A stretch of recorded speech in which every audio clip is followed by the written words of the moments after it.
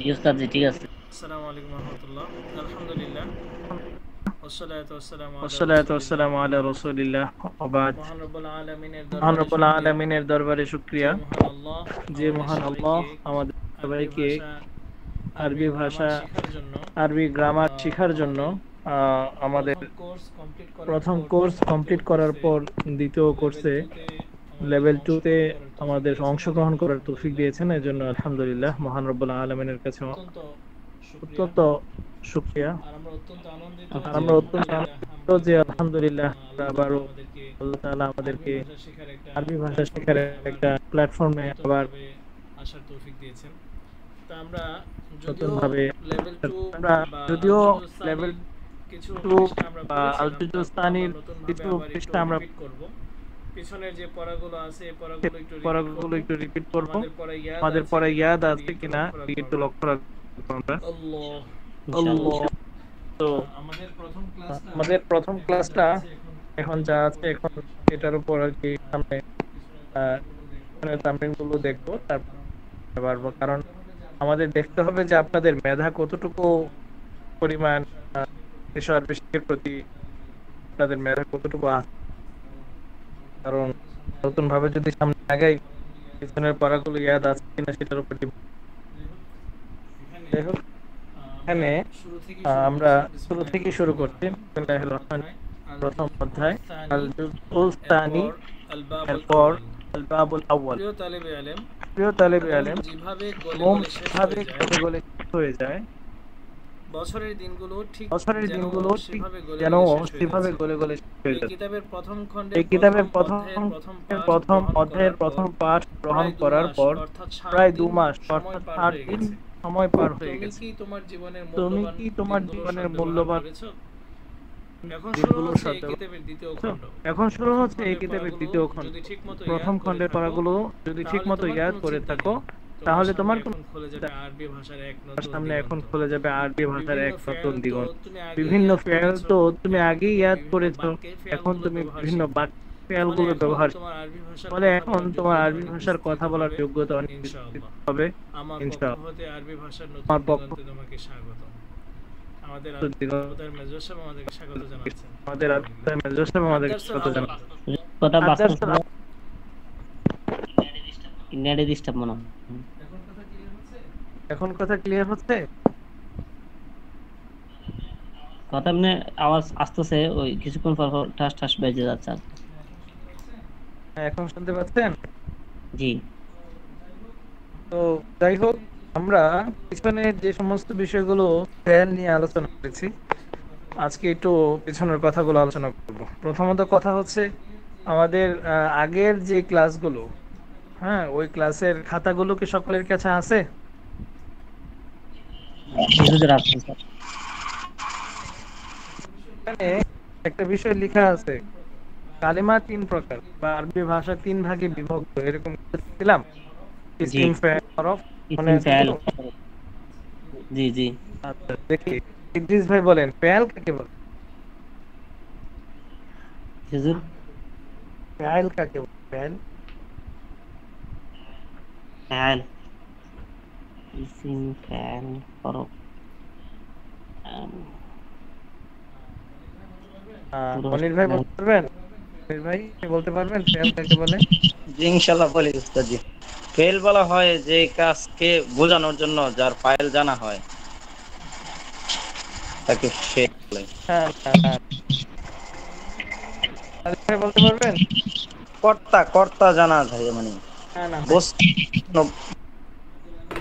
আব্দুল আলিম ভাই পারবেন?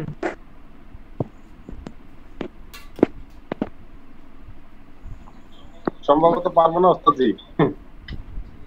আচ্ছা, ঠিক আছে, মমিন ভাই তো মনে হয় লাস্টে। আচ্ছা, যাই হোক, প্রথমত কথা হচ্ছে বাইরে এসে গেছে। কি বলবো, মমিন ভাই বলতে পারবেন ফেল কাকে বলে? না, আচ্ছা, ঠিক মানে আছে, আচ্ছা, আমাদেরকে শুরু থেকে শুরু করতে হবে। আচ্ছা, সকলে খাতার মধ্যে লিখুন, লিখুন, কালিমা তিন প্রকার করে লিখুন। কালিমা তিন প্রকার: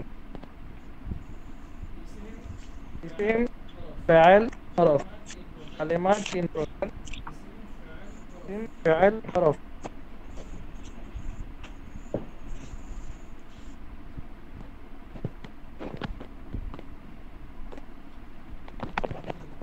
দ্রুত লিখতে হবে। আমরা এখন মাশাআল্লাহ ক্লাস 2 তে পড়ি। আমাদের হাতের লেখা ক্লাস 1 এর চেয়ে একটু ভালো হতে হবে। জি, কালেমা তিন প্রকার কি কি আছে? কালেমা তিন প্রকার: ইসিম, ফাইল, হরফ। তিনটা।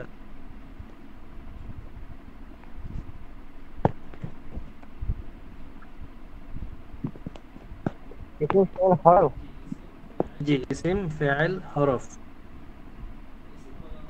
ইসিম বলা হয় লিখবো ইসিম বলা হয় হয় এমন শব্দকে যে নিজের অর্থ নিজে প্রকাশে স্বনির্ভর। ইসিম এমন শব্দকে বলে যে নিজের অর্থ নিজে প্রকাশে স্বনির্ভর। নিজে অর্থ নিজে প্রকাশে, জি নিজে অর্থ নিজে প্রকাশে সক্ষম। জি এবং তার মাঝে তিন কালের কোনো প্রকাশ করে না।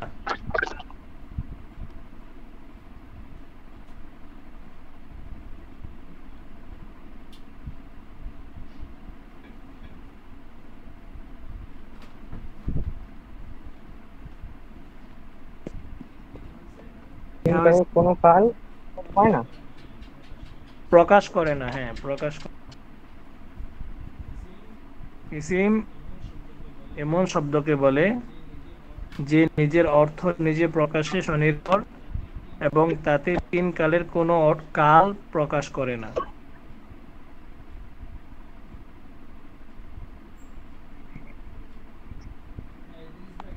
ইদ্রিস ভাই কি লিখছেন বলেন।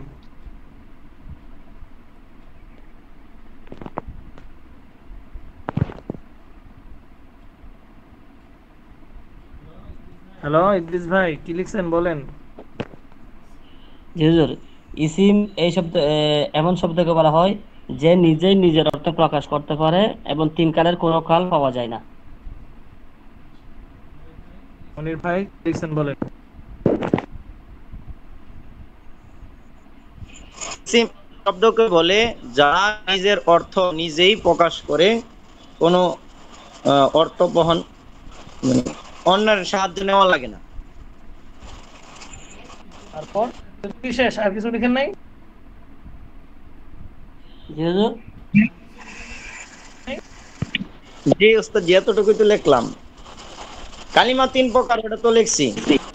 না না না, ওটা বলি নাই, বলছি তিন কালের কোনো কাল প্রকাশ করে না, এটা তো লিখেন নাই মনে হয়। ও, এটা বাকি আছে ওস্তাদ, যেটা লিখিনি, তিন কালের কোনো কাল প্রকাশ করে নাই। আলিম ভাই লিখছেন, আব্দুল আলিম ভাই। জি আমি লিখতেছি। ইসিম এমন শব্দকে বলা হয় যে শব্দ তিন কালের কোনো কালকেই প্রকাশ করে না। এই তিন কালের কোনো কাল প্রকাশ করে না, এর আগে লিখুন যে নিজের অর্থ নিজে প্রকাশে স্বনির্ভর। নিজের অর্থ নিজেই প্রকাশে প্রকাশে স্বনির্ভর। এখানে আমি আপনাদেরকে অগ্রিম একটা কথা বলে দিই, আপনারা সবসময় আমি যা বলি তা নিজেদের মতো করে লেখার চেষ্টা করবেন। আপনি কি বুঝলেন ওইটা আপনি লেখার চেষ্টা করবেন। সবসময় কিতাবের ভাষায় লিখলে অনেক সময় নিজের মাথায় ঢোকে না, এই জন্য আপনি বুঝলেন ওই বুঝটাকে আপনি আপনার মতো লিখেন। অর্থাৎ এমন কিছু কথা, এমন কিছু শব্দ যে শব্দটা আহ, কোনো ব্যক্তি বলার সাথে সাথে শ্রোতা বুঝতে পারে যে না অমুক একটা কথা বলার সাথে সাথে বুঝে ফেলে, এবং এটা কোনো কালের অর্থ দান করে না। কাল হচ্ছে তিন প্রকার, আমি এটা আলোচনা করে গত ক্লাসে। কাল তিন প্রকার: অতীত, বর্তমান, ভবিষ্যৎ। তো যখন কোনো শব্দ এই তিন কালের কোনো কাল প্রকাশ করে না এবং শব্দটা হচ্ছে অর্থবোধক শব্দ, অর্থাৎ শব্দটা বলার সাথে সাথে যে কোনো শ্রোতা এই কথাটা বুঝতে পারে, যেমন কথার কথা জায়েদ, আমি বললাম জায়েদ। তো জায়েদ কথাটা বলার সাথে সাথে যে ব্যক্তিরা বা আপনারা যারা শুনছেন জায়েদ কথাটা, আপনারা বুঝতে পারছেন জায়েদ একটা ব্যক্তির নাম বলছে, একটা ব্যক্তির নাম, একটা মানুষের নাম, পুরুষের নাম, এতটুকু তো বোধগম্য। অর্থাৎ শব্দটা একটা অর্থবোধক শব্দ দাঁড় করে। 2 নম্বর হচ্ছে এই জায়েদ বলার পরে এই জায়েদ শব্দটা এমন এক শব্দ যেটা নাকি অতীতের কোনো অর্থ ব্যবহার হচ্ছে, বর্তমানের কোনো অর্থ সে দিচ্ছে না, ভবিষ্যতের কোনো অর্থ সে দিচ্ছে না। এখন আমি কিছু এমন কথা বললাম, খাচ্ছে, জাস্ট এই শব্দটা বললাম খাচ্ছে। এই খাচ্ছে বলাটা, এটা কোনো ব্যক্তি যখন শুনতে পায় তখন সে বুঝতে পারবে যে কোনো ব্যক্তি সম্পর্কে বা কোনো মেয়ে বা ছেলে সম্পর্কে খাচ্ছে, এটা একটা অর্থ দান করছে। খাচ্ছে মানে কোনো কিছু খাবার খাচ্ছে সে, এবং এই খাচ্ছে দ্বারা বোঝাতে চাচ্ছে যে বর্তমানের একটা অর্থ দান, অর্থাৎ খেয়েছে বা খাবে এরকম কিছু না বলে বলতে খাচ্ছে। অর্থাৎ যে কোনো 3 কালের একটা অর্থ দান, অর্থাৎ বর্তমান প্রেজেন্টের একটা অর্থ দান। তার মানে এটা ইসিম। আর ইসিম ওদের যে আমরা পরিস্থিতি থেকে আসছে বুঝতে পারছি না, কি? আপনার কথাটা কেটে গেলে আসছে প্রচন্ড।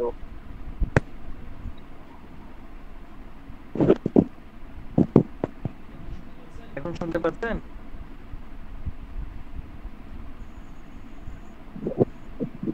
সাক্ষী বলেই